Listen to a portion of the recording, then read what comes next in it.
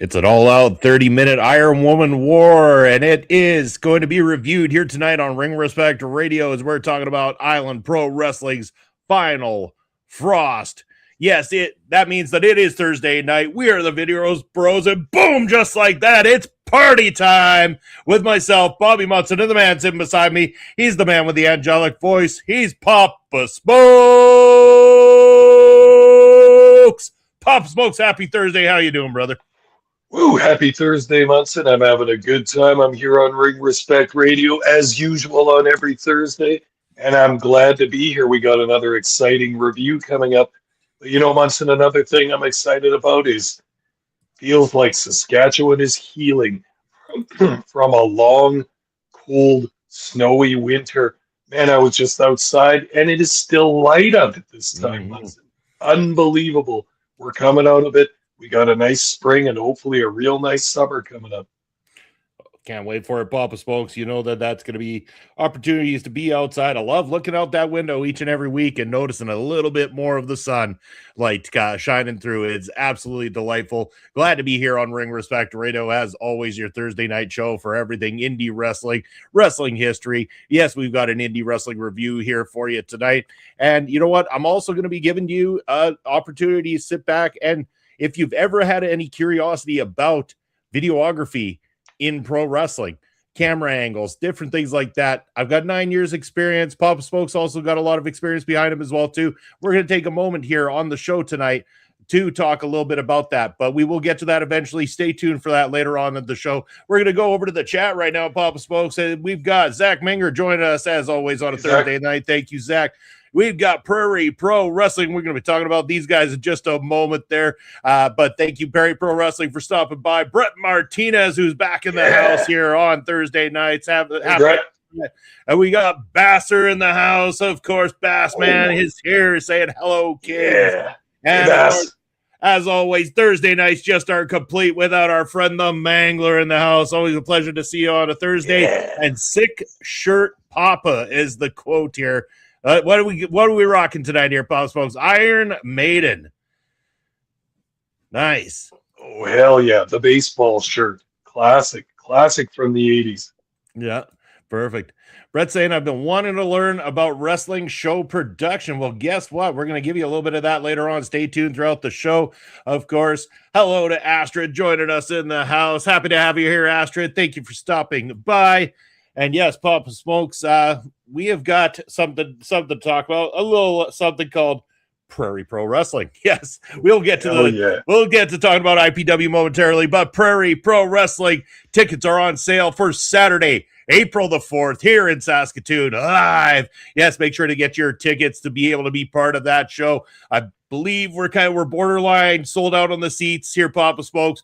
We're starting to rock a lot of the general admission tickets. You don't want to miss your chance to be part of this program. It is going to be fantastic. Can't wait to see the nation in a sold-out capacity. I don't doubt it for a second, Papa Smokes. It is going to be off the hook. Make sure to reach out to Prairie Pro Wrestling on social media, get your tickets. Papa Smokes, I'm excited, and I know you must be as well, too. Very excited. Always anticipating the next PPW show. Doing some camera work, doing some production work, as we're going to discuss in a little bit here. But always love to see the boys, all the wrestlers, all the fans that we love, and have a great time at that. And Munson, we not only have one show this month, we have another little one coming up this month as well. Yes, sir, we do. In fact, we've got that big partnership with the Saskatchewan Rush lacrosse team, and that means that you will get 2 PPW shows in April, because on Saturday, April the 18th, live at the SaskTel Center in Saskatoon. That's the big old arena here in Saskatoon. Yes, PPW is going to have not 1, not 2, but 3 matchups that are taking place in conjunction with the Saskatchewan Rush. Papa Smokes, how stoked are you for this massive opportunity?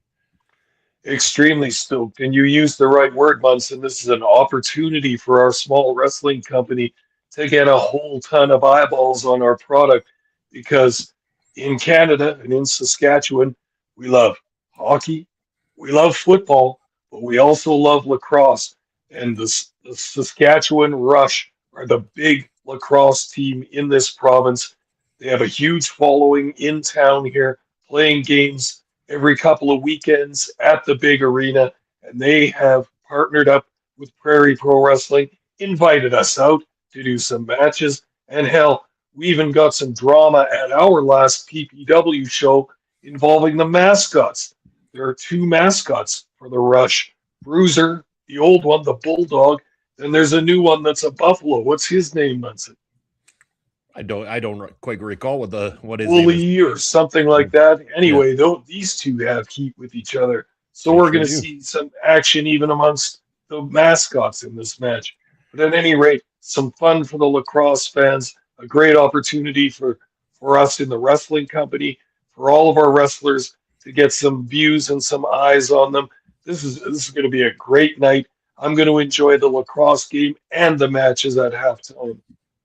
Yeah, you bet. And how about this? You want to learn more about what's going on with Prairie Pro Wrestling in the month of April? We encourage you to join myself, Papa Smokes, and our special guest, PPW Academy graduate, and the guy who is now on a 2-match winning streak, having beat Morris Waltz and El Assassino of all people.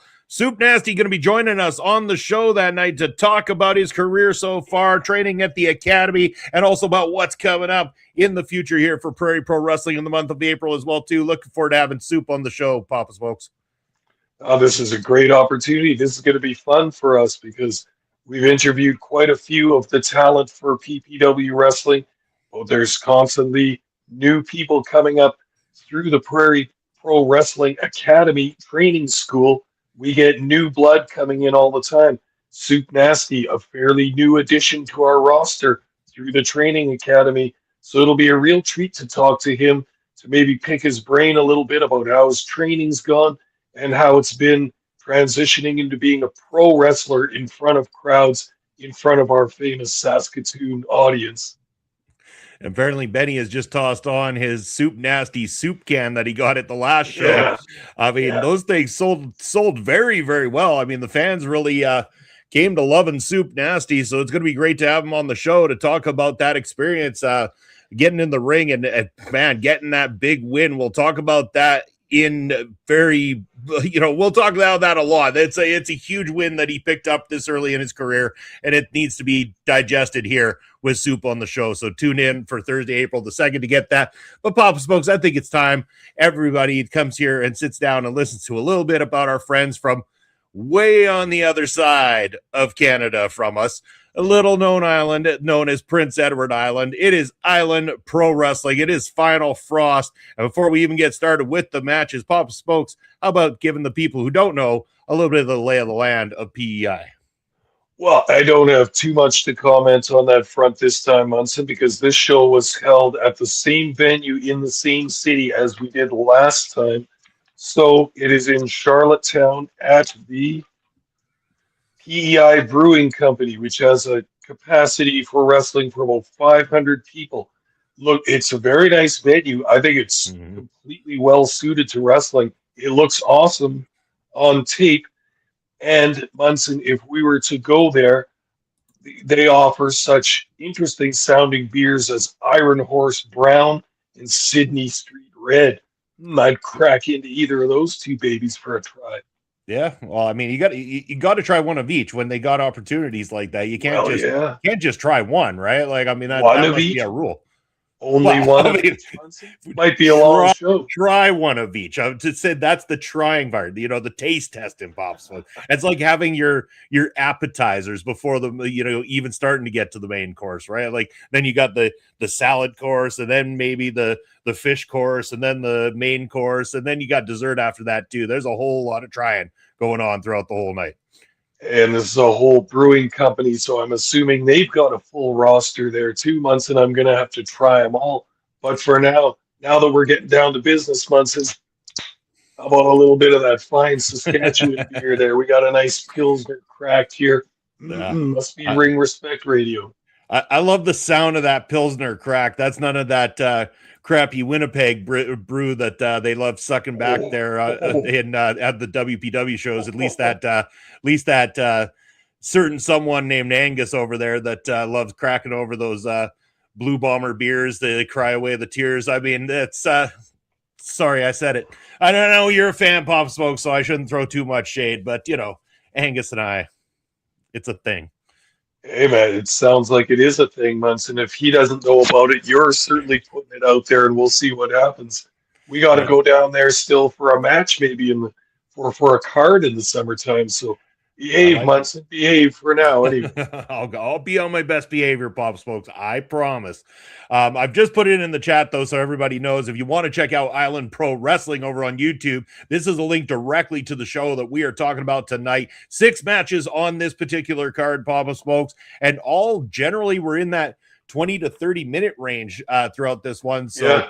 I was surprised 6. Usually you get some of these shows where you get a couple that sneak in there at the 10 to 15 level. These ones were all 20 minutes plus throughout the entire night. We start off with a tag team match. We got the team of AWOL in this one, Ryan McGrath and Pete LeBlanc taking on the team of DemoniK and Famine. What an interesting match. They kept referring to on commentary how AWOL are one of the most seasoned tag teams over in the island area. You could tell they've got a lot of good chemistry together. How do we describe to people who haven't seen them before? DemoniK and, again, the name, DemoniK and Famine, sorry. Famine. Yeah, so they are kind of like the masked evil type characters. Almost kind of gave me like the idea of the Kane vibes from back in the the early times of Kane coming out. It's the whole they can't be beat by regular means. You punch them, they stand there, they take it. I don't love it. I mean, I'm just gonna say I don't love it because I've seen it so much. I think that's the problem. And for me, it's like there's nothing wrong with either one of their abilities in the ring, but I'm not so sure I'm sold on the gimmick just yet. Maybe I'll change my mind after seeing it a little bit more. Maybe there's more to be seen of it. The commentator kept saying about what was it? Something about they broke the seal or whatever, and that's how we ended up. Or no, DemoniK broke the seal, and that's how we got Famine. Yeah. And they kept saying this over and over again, and I'm like, I need more to that story. Like, what is the story there? Like, you're trying to tell me something, but I'm not sure I've been included in that conversation yet. So I wasn't sure what to think or what to make of these two guys. And then the ending kind of comes out of nowhere when all of a sudden DemoniK just points across the ring, and you get Famine running across and starts biting McGrath in the neck like some sort of zombie attack or whatever. And the match gets called in a DQ after all that time. I was kind of shocked by the finish, to be honest. The match itself was fine. It was good. It wasn't it's far from my favorite match of the night, but it was still good. I'm still not sure about that gimmick, and that finish was a little bit, I don't know. I definitely feel you. For one thing, this was the curtain jerking match, the very first one of the night, the bottom of the card, so to speak. So they put a tag team match on first. Okay, interesting choice.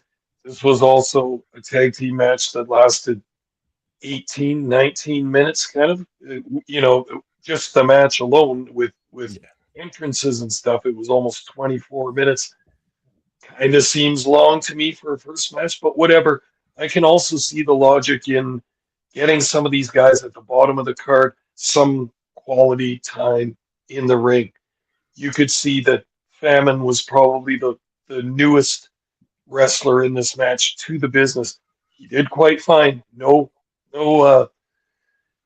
shade being thrown at his abilities whatsoever. He did just fine. But this I think this was an attempt to get these guys in front of the crowd in a match with some length to it and just get them some reps, kind of thing. The heels, the evil heels working with AWOL needed some reps, it needed some time, and AWOL could guide them through this match with their experience. And yeah, there was nothing fancy about this tag match. It was, and that's also fine with me. The fanciness is not needed in the booking or setting up of many matches, especially at the bottom of the card. The heels took over early in this match. They isolated one of the baby faces in the corner. They went full heel tactics on him for a while till there was a hot tag. Now the baby faces take over. They've got some fire. They're getting the crowd into it, but the heels take over again. And now the match slows down again, which is also fine, which is standard tag team wrestling. That's good. But it went on for a little bit without many interesting spots throughout the match.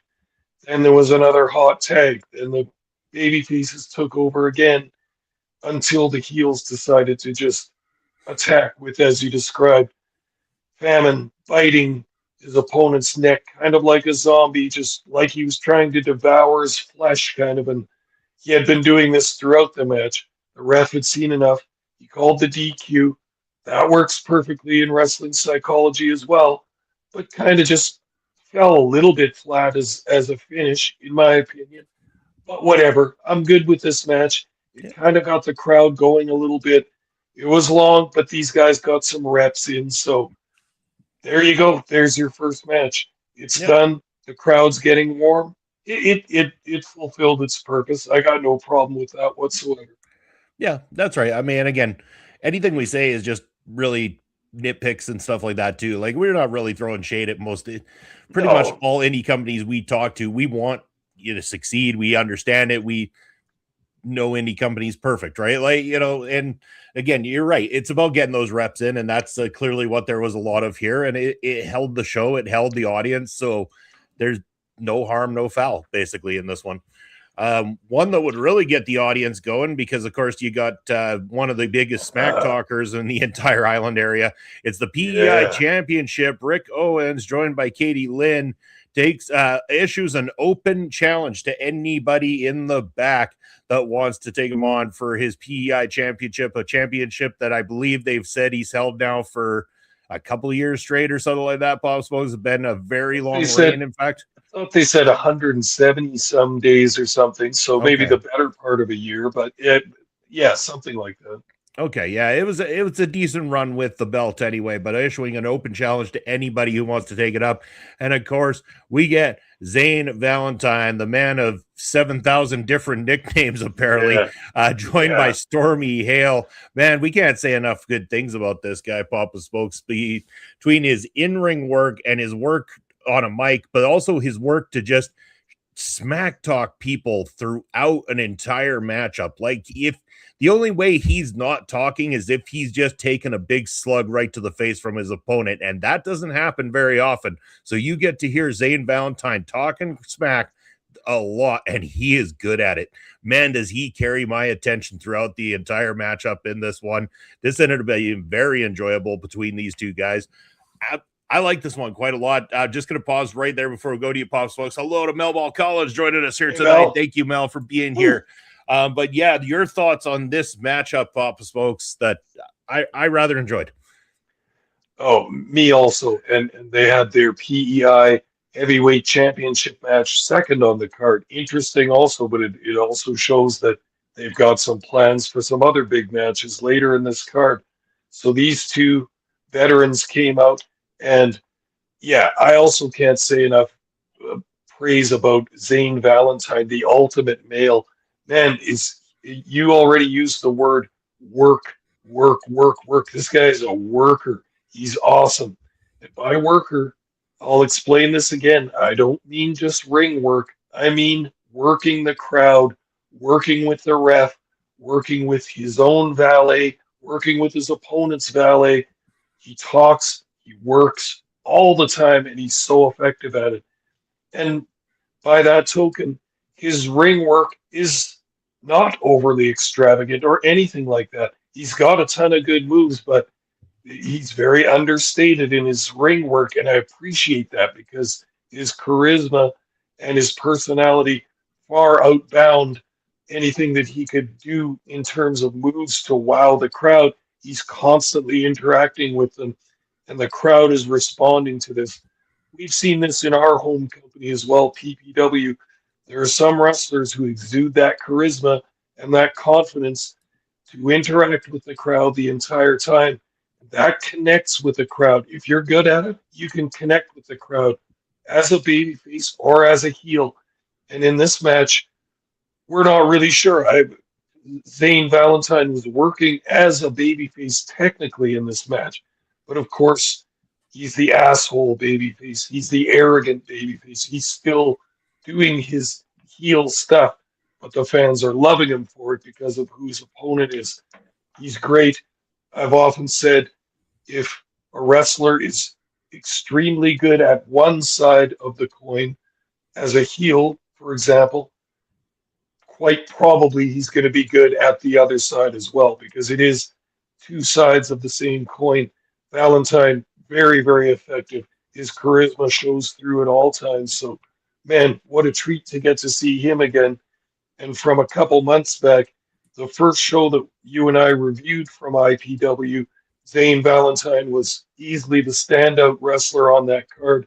Definitely one of the standouts on this card as well. Definitely, yeah. We really enjoy his work. Enjoyed the matchup as well too, and enjoyed the fact that he actually gave us a shout out last time that we talked about him as well too, Papa Smoke. So again, if you happen to be watching, Zane, thank you. You know who is watching? Look at this right now. Boom! Oh Island Pro Wrestling in the house. Hey thank guys, you for being here, and thank you for the free content on YouTube as well too. Appreciate you being here as well too and supporting us. Thank you very much.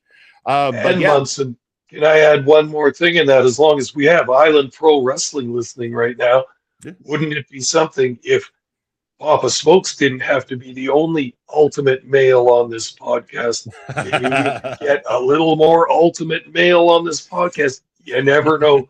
Maybe he's listening. Maybe he'd like to come and talk to us. You never know. A guy can dream anyway. Yeah, we could extend the invitation one of these days to get the ultimate male here. I mean, but nice dig at the same time, Papa Smokes. Really appreciate you, my friend. Yes, of course. All right, next match up on this card, we got Spike Estey taking on Matt Chevron in a dog color matchup, Papa Smokes. We got an Alberta boy on this one as well, too, right? And what was it that he comes out to? He comes out to from the independent Republic of Alberta. Oh, man. Talk about wanting to get your booze in on an audience. That's one way of doing it. IPW say you want Zane Valentine to come on. It could be arranged. All right. Yeah, with that would be a hell of a time. That would be a hell of a time. Okay.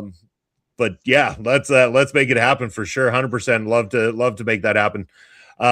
But yeah, going to this dog collar matchup, again, I can't get over the independent Republic of Alberta. Like, what a dickhead thing to say. Awesome. I mean, it was well done. This was a very, I mean, again, for the people who want to watch a fairly violent matchup that spills out to the floor, has a lot of use of the chain and everything like that, these guys put it to good use. A lot of color in this matchup in particular as well, too. Yeah, it was a bloody mess. That's for sure. There was a lot of color in this one. Yeah, they used it to great use. A couple of times that dog collar didn't quite want to stay on. That happened a couple times throughout this match. But hey, it's indie wrestling, right? Shit happens. It's live wrestling. Yeah. That's just how she be. But thoroughly enjoyable. Again, people love watching their bloodbaths. This is a bloodbath, so I highly recommend if you want to watch some blood, go check out this matchup. Your thoughts, Papa Smokes? Yeah, third match on the card. They break out the dog collars. Okay, the crowd, get ready because here we go with a specialty match like this. Chevron, or the commentators told us that Chevron has been attacking Estey over the past few shows, so this is building up into a grudge match with the dog collars, of course. Chevron wraps a chain around his hand and starts heart punching Estey. Love to see the heart punch as a move brought back. I was just watching an Ox Baker match the other day, and wow, they sold that heart punch as such a scary move. And of course, they had talked about Estey's heart condition that he has coming into this match. So building a little bit of legitimate fear for the babyface in this match. Love that chain hand heart punching. That was pretty cool. Yeah, brawling into the crowd. There's some good interaction with your crowd. Give them an up close look, feel, and smell of the wrestlers as they come through the crowd. There was a great camera shot of Chevron choking Spike with the chain. There was a hanging with the chain over the top rope, which is always one of my favorite spots. Reminds me of the old Dusty Rhodes versus superstar Billy Graham bull rope match where he hangs Graham over the top rope. Classic. And of course, as cameraman, that's always one of the best shots you can hope for. It's because it's right in front of you and just such a perfect shot to get. Ooh, love that one. There was tombstone pile drivers on chairs. The collar came off a few times, but eventually Estey hits a GTS, hits the pinfall in an impressive come from behind win.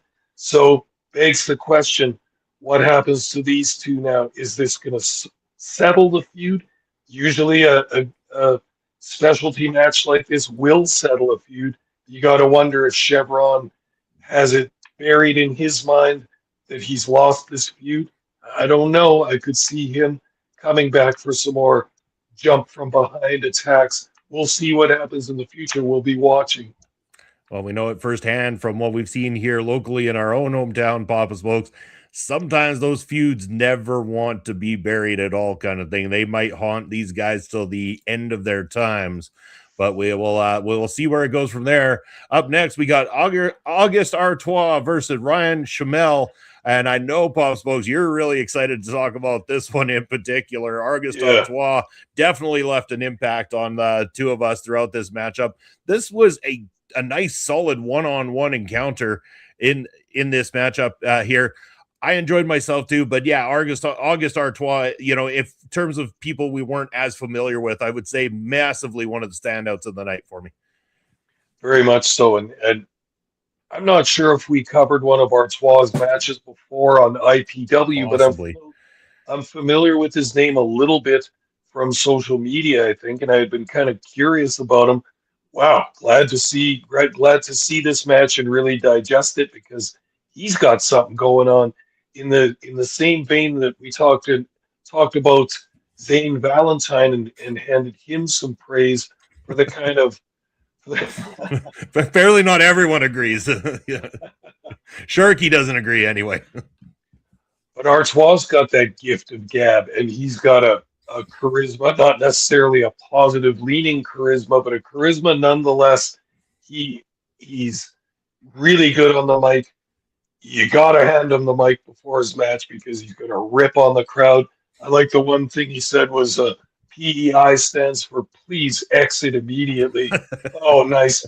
You could hear the grumbling and the groans from the crowd. It's a nice cheap pop just to burn on the home city of the home crowd there. And he established himself as an asshole heel right off the bat, a smart ass and a real slick talker too. So he's got a cool presentation, really good heel aura. I was excited to get the physical part of this match going. Yeah. And as Island Pro saying, he's real, he's raw, he's the international draw, he's August Artois. Hell yeah. Love it. Love it. Yeah. Great job there. Love this one. Go check it out, people. Yeah, let's see here. Is August on this podcast? Are you guys just talking about? We're just talking about August. But again, I mean, there's always room for more. You know, we always love having guests on the show. IPW baby, Maddie Cat joining us here in the chat. Man. Thank you for being here. Happy to have it. We got a rocking crowd here tonight. Keep that awesome. Chat nice and active as we talk about this next matchup. And again, Papa Smokes, I'm about to talk about what I will say was my favorite, not by a whole lot, because the main event very close to this one as well too. We're going to talk a lot of praise for that, but this match in particular, Jason Boa taking on the Giant Orion for the IPW Heavyweight Championship match. And we have talked very highly about Giant Orion many times here on this show. He is great inside the ring. Jason Boa, I'm not as familiar with, but I was interested to see great physique on this guy. And what I love, and I told you before we went on the air, I really love about a guy like Giant Orion. He's big, but he will make it make sense, right? If you want to chop the big man down, you better take down those trunks. You better take down those legs, and Boa attacked those legs. He brought the Giant down to the mat, and then he tried to wrestle him with submissions, things that he could do to wear this Giant out. And this match was fantastic between these two guys. I really enjoyed every second of it. my favorite matchup of the night. Jason Boa comes up short to the Giant Orion, but in my opinion, what a fight. And Jason Boa looks fantastic in this one. Yeah, I couldn't agree more. Like $1 million right there. Yes, very well said. This was the top match on the card, in my opinion. I love this. Like you said, we've seen Giant Orion in various promotions across Canada.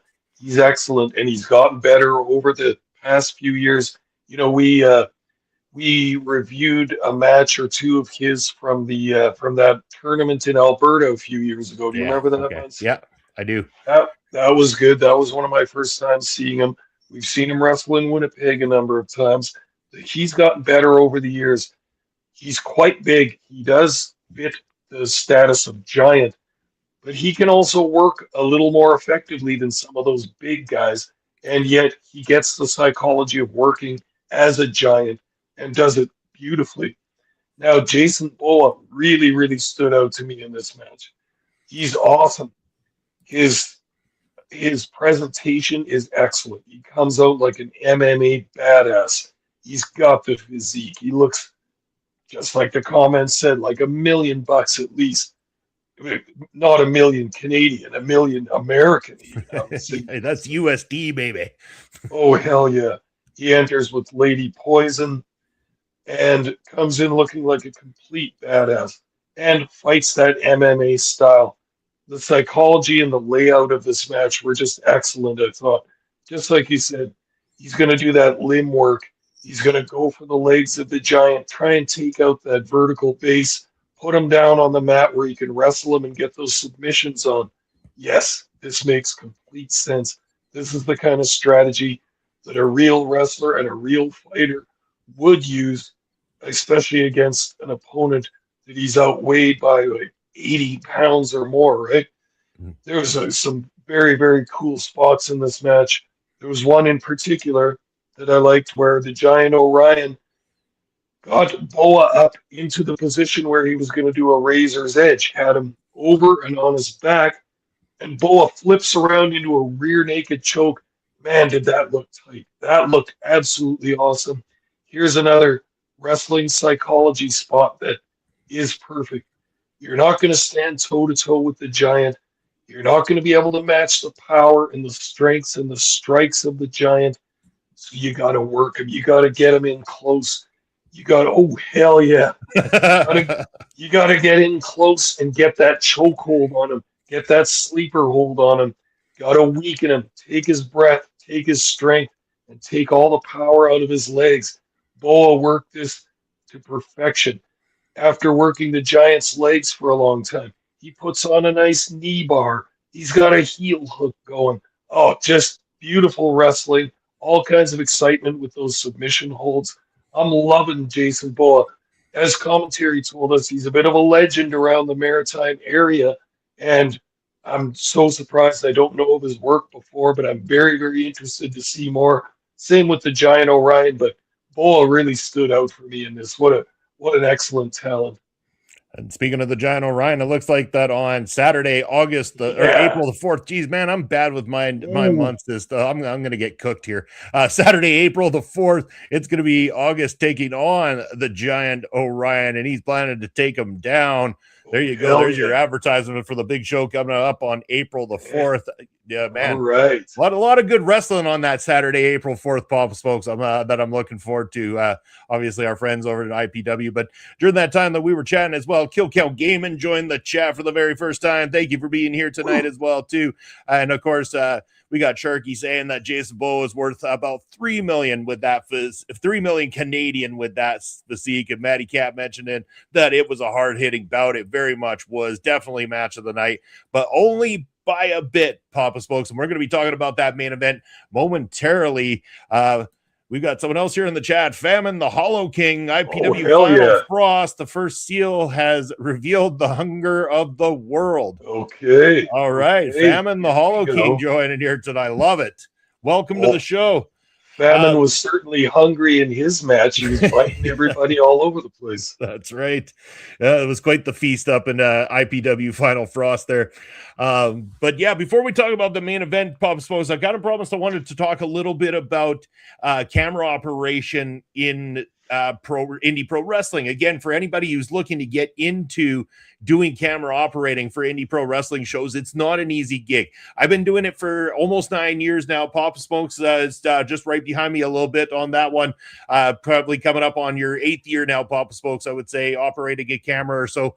But we've been doing it a long time, and not everything goes perfectly. There's a lot of points where camera operators in indie wrestling, and I'm not singling out this show. This is actually just, I want to be able to give some of my knowledge back to some of the listeners as well too, and anybody who's looking to get those opportunities. But you get in there and make sure a couple things. You always want to make wrestlers look big, right? Like you want to get that kind of, like we've talked about it before, Papa Spokes, that angle where you're angling up to kind of give the presence that the wrestlers are these, the larger than life people. A lot of the times you want to get those shots, especially when they're coming down the aisle and everything like that, because it makes them look larger than life. One thing to note as well too is headroom. Again, when you've got too much room up above, it is always great. You want to get a little bit closer, get the feel, because you want the story told, the emotions coming from the faces of the wrestlers. You want to be able to get right in there. And the other thing is, don't always follow the action. Stillness can be your absolute best friend when you're angling cameras and stuff like this. And I'm going to use it on the phone for an example. You can stay in position like this to get that shot. You don't always need to follow the move necessarily, right? If someone's coming off the top ropes, you don't necessarily want to go and pull that down, because you're not necessarily offering the best shot in that transition of the angle of the camera. So sometimes stillness is your best friend. Make sure that you position yourself in the exact right position to make these wrestlers look like stars all the time. And this is, again, like I'm saying, this goes for all indie wrestling. Anybody who's ever interested in getting into it, these are just a few helpful tips that maybe can help you along on your path as well too. And I know, Papa Smokes, you've had quite the journey joining me in Prairie Pro Wrestling as we've done this over the years, and not everything goes perfect. Famine 1-1, I am not hunger, I am what remains when hunger wins. And IPW, grab a pen and write this down. Again, yeah, I'm just offering up my help as well too, to say, like, you want the wrestlers to look like stars, and that's the best way that I can try to offer up the help with those angles and those, staying still moments to really capture the moment, really get in there and sell the show. It's your job to help sell the show as well too. Make sure that you're getting the best possible angle to show that pain on the face of the person that's going through it, to show the determination of the baby face that fights back from underneath. These are the kinds of things you want to capture in those moments you capture. It's not always going to go perfect. And again, sometimes you just have to shake it off and move on to the next one, and you'll get better with time. So never get discouraged. And always, hey, I'm going to put my socials up at the end. Reach out to me if you're interested. I'm always open to talk. If you want to talk about wrestling videography, I've been doing it again for 9 years now. Always happy to chat. And hopefully I've shared anything of good use to you tonight. And Bob Smokes, if you want to share any of your thoughts as well too. Sure. The only thing I can add to that really is that the main thing I had to learn was composition, basically, because you have to memorize your position as a cameraman outside the ring. When you take a shot of a wrestling match in a wrestling ring, you want to make sure that the composition of the shot shows the mat, so that when the inevitable contact with the mat hits, you get that impact.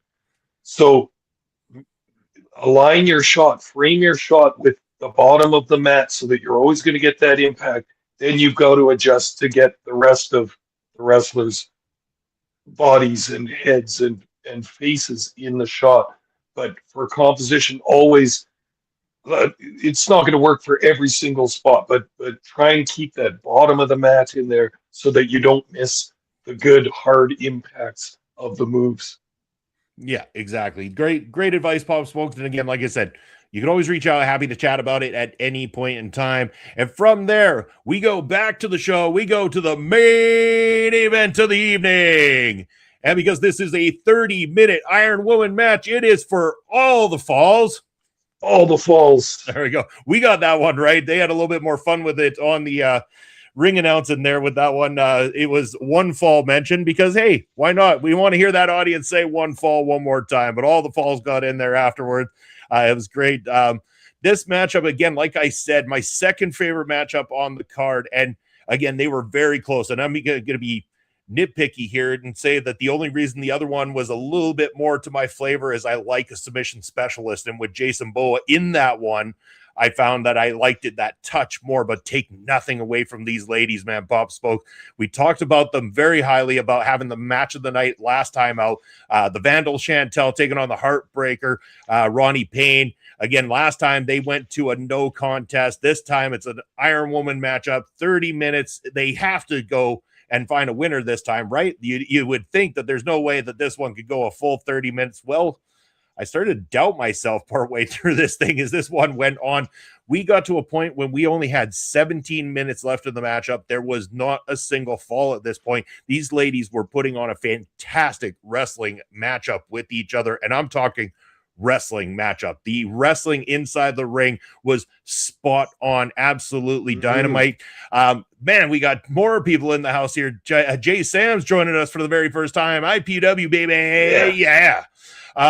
So they do a great job wrestling back and forth, and surprisingly, it goes the first fall over to Ronnie Payne with a tap out on Chantal, and that one kind of shocked me. That threw me. I was like surprised at that choice, but it was great to see. Now she's got the advantage, but they go back into things, and now Chantal gets back into the swing of things. A couple minutes later, picks up a pinfall victory over Ronnie Payne. We're at 1-1. And I'm thinking to myself, oh my goodness, 15 minutes left in this thing. These ladies are going to find themselves fighting to an absolute draw at the end. And we get all the way to the end, and yeah, the timer is running out. It's coming to an end. There's no way that there's going to be any victor here. And all of a sudden, Chantal throws Ronnie Payne out of the ring. And I got to ask you, Island Pro, because I just wasn't sure. Is this a rule that's stated or whatever, where if the match is tied going into the end and there's someone inside the ring but someone outside, because that's what it declared. The Chantal ended up winning this matchup by having Ronnie Payne on the outside of the ring, the timer running out, Vandal Chantal still in the ring, and that's how it ended. So I just want to know if that's a stated rule. It was a different type of finish, and I'm not knocking it at all. I actually really liked this finish. I thought it was very interesting because yes, it gives the Vandal Chantal a victory here, but she didn't really earn it without that stipulation at the same time. So it really leaves that question in the back of Ronnie Payne's mind. Could I take this the whole thing, right? Like Ronnie Payne has to be thinking to herself, on my better day, I've got the Vandal beat kind of thing. And it was great to see. Where's the demon division? Yeah, no, we're talking ladies division. It was in the first match. Yeah. There was a delay on the live stream, so the clock ran out early. Last person in the ring was the winner at the end. Okay, cool. Yeah, I mean, things happen, of course, and I thought it was an interesting way of doing it, too. I thought that maybe I missed a rule being stipulated, and I hadn't seen something like that before. So when it happened, I'm like, awesome, because you kind of keep both fighters protected in a way. Ronnie Payne doesn't look bad in this loss. In fact, she took that first fall by tap out at the same time. So there's a massive highlight for her there. And of course, the Vandal has been the one rocking this women's division for IPW for some time now. And she ends up coming out victorious, but only barely. This was another excellent matchup on this card. In fact, this whole card, as good as everything is on this card, Papa Spoke, these two matches alone, if anybody is going to take the time, and again, in the chat, I do have the link to these things. Go check these two matches out. Hell, go check them all out and support our friends at IPW. But Papa Spoke, your thoughts on the main event with these ladies?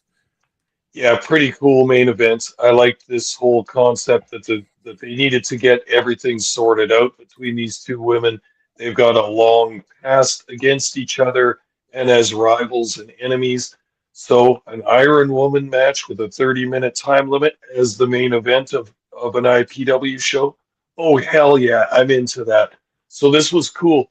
You could see that these two have wrestled each other a bunch before and possibly trained together, even though they kept the fire of rivals. As you mentioned, this started for the first long while, 7-8 minutes maybe, as a wrestling match. I mean, Ronnie Payne, she worked that headlock for the first few minutes, looked awesome, looked like such good old school wrestling. It was all about the headlock. There was an attempted escape, then there was some running of the ropes, then there was the hold broken, and back to the headlock, back to the headlock. Love that as an old school wrestling fan. Absolutely love it. Then when they shifted away from the headlock, it was to the hammerlock, right? Like wrestling fundamentals, where this is how these women learned and how a lot of wrestlers learn at the very beginning is with the fundamentals, the simple but effective holds and the escapes and the reversals and all that kind of stuff. These two, yes, just as our commenter here says, it was a nice clinic of wrestling at the very beginning for a long first bit of this match. Of course, at 13 minutes, the first fall happens to tap out to the STF. Then there was a modified suplex a couple minutes later where Chantal gets the pinfall over Ronnie. Now they're starting to brawl. Now the wrestling match is going to break down after this, and it's going to start into a little bit of a brawl. There's a what some of the big companies call a package pile driver. I like these guys' name for it better, the stump puller pile driver. Oh, hell yeah. Nice. Talk about old school. There's a hold called the stump puller, but I never heard a pile driver being called that before. Very cool. Like that a whole bunch. With 8 minutes left and the falls tied 1-1, it was looking pretty close. With 3 minutes left, they started to look like they were really gassed. Both girls were down for a long time in the ring. Wasn't sure completely what was going on at first. I almost wondered if somebody was legitimately hurt for a bit there. Wasn't too sure about that. They were down for a long time. Then in the final minute of the match, they go to the outside. Now I'm really confused because this is an Ironwoman match. You need to get those falls. You can't get the falls outside the ring. So throwing your opponent outside the ring was confusing to me, but when now that we know what was going on, there was a time constraint kind of thing. They maybe changed the whole finish of the match or maybe modified it a little bit, but I wondered what the crowd thought of this finish. It's not a typical wrestling finish, but I still think that this finish, by referee's decision in a certain way, it makes sense psychologically in a wrestling match. You're not going to have an Iron Woman match be tied at the end. I mean, that's a complete bummer. There's no way that's going to happen. There's got to be a winner in this match. So if one wrestler is outside the ring and can't get back in, and one wrestler is in the ring, then I think it works psychologically along with the rules of professional wrestling that the ref might just call it, hey, somebody couldn't get back into the ring, someone is in the ring, that's going to count as a fall, and that turned out to be the deciding fall. Like you explained, it doesn't put either wrestler over so much, and it doesn't bury either wrestler either. So it kind of leaves the door open for this feud to continue. Has the Iron Man match finished tensions between these two? I don't think so. Not with a finish like that. I think they've still got something to clear up here. So let's watch in the coming months. Are we going to see these two have a battle again? I would welcome this, and I would gladly watch another match between these two lady wrestlers. Excellent stuff. Yeah, hell yeah. As Jay saw him saying, first time ever having an Iron Woman matchup in the There you go. Maritimes. So again, you got to There you hold go. that proud. That's fantastic. And of Yeah. course, over here, Jason's also mentioning that the women's division of IPW is really heating up. Ava Lawless, Ronnie Payne, Salem Wilder, Chantal, Danny Leo, and Stormy Hale. Man, you guys got a rockin' roster over there. Absolutely dynamite. And again, our friends over at Island Pro Wrestling say very proud of the IPW women's division. Looking forward to season too. We are as well too. Can't wait to talk about more of the Island Pro stuff here on the channel. Overall, great show. I really encourage people to go check it out. Go and subscribe to Island Pro Wrestling over on YouTube. It only takes you a second. Go over there, show them some love, tell them the Video Bros sent you, and thank you to everybody in the chat here tonight, all the new chatters that were brought in here clearly because of Island Pro Wrestling. We really appreciate you all and hope that you'll join us for more episodes of Ring Respect Radio in the future as well too. But Papa Smokes, your final thoughts on this particular card? Well, the IPW we've watched a few of their shows, a handful, 3 or 4 shows. To me, it's improved during that time. It was good in the first place, but it's improving. And I would say to anyone out there that's a pro wrestling fan, but particularly if you're a Canadian pro wrestling fan, check this out because we've got good indie wrestling right in our backyard. I mean, I say in our backyard. Canada's a big country, and they are many thousands of miles away from us, but still in our country, in our backyard, in the tiny geographical province of PEI, some very vibrant wrestling going on there. IPW, a good, strong indie company, putting on some great action and putting it on YouTube for people to watch for free. So get on there and watch some and see if you like it, because I think you will. They got an awesome roster.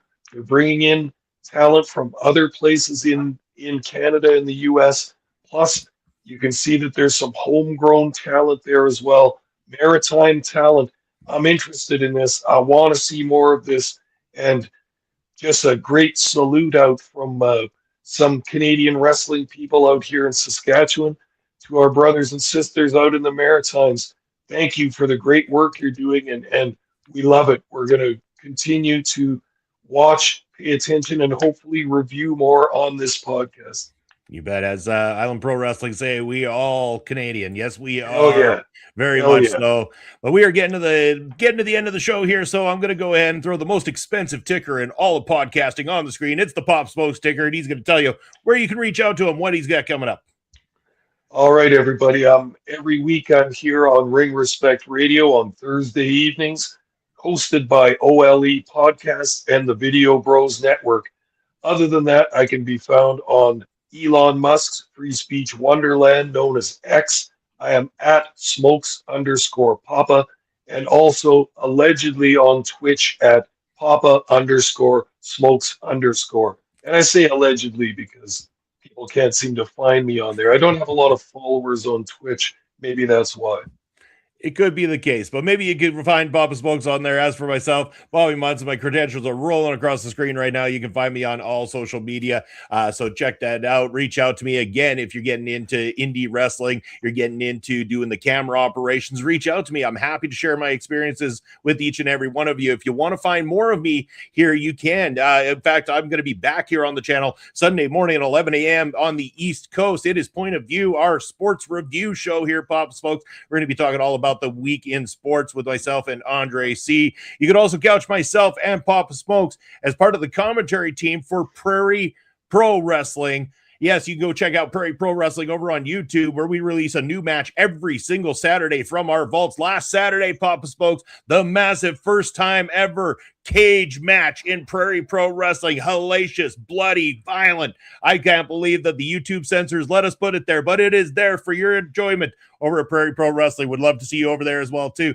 And if you'd had any enjoyment here tonight, we are broadcasting on OLE Podcast. You can find us on all social media as well as YouTube and Twitch, where we are a YouTube and Twitch partner. So yes, super chats are welcome. Super stickers are welcome. But you can also follow, subscribe, do all those nice things to help support us here on the channel. We got a lot of great content from a lot of great creators, bringing you a lot of great stuff in the world of professional wrestling, movies, music, all that jam in the world of pop culture. So yes, tune in to the other shows that we've got here for you.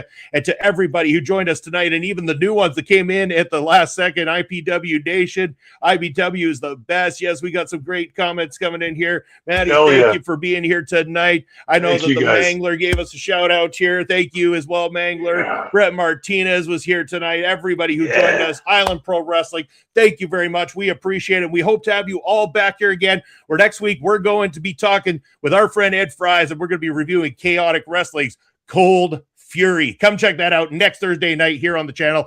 In the meantime and in between time, take care. We'll see you in a week's time.